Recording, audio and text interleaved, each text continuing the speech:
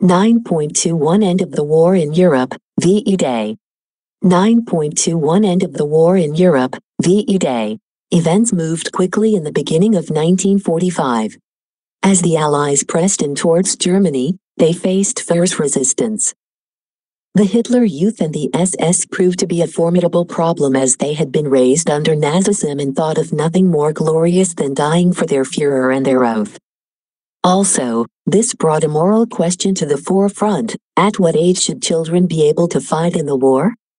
Many children of the Hitler Youth saw the role of soldier as an act of heroism, as many aspired to famed soldiers of World War I such as Manfred von Richthofen, the Red Baron.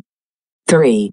In the first few months the Soviets advanced throughout Eastern Europe, liberating Poland, Hungary, and Czechoslovakia. By February, the Soviets were crossing the border into Germany.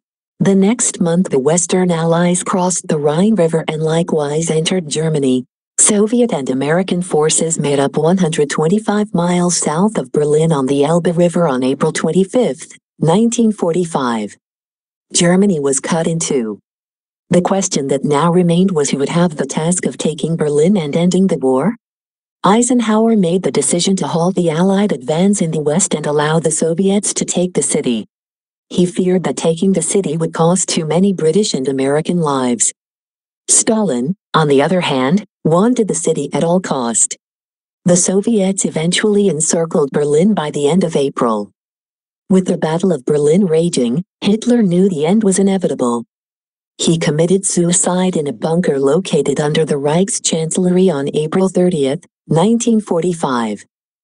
The end of the war in Europe, referred to as VE Day, came with the unconditional surrender of the German government on May 8, 1945. Celebrations broke out in every Allied country. The war in Europe was finally over after 6 long years, but the fighting against Japan still raged in the Pacific.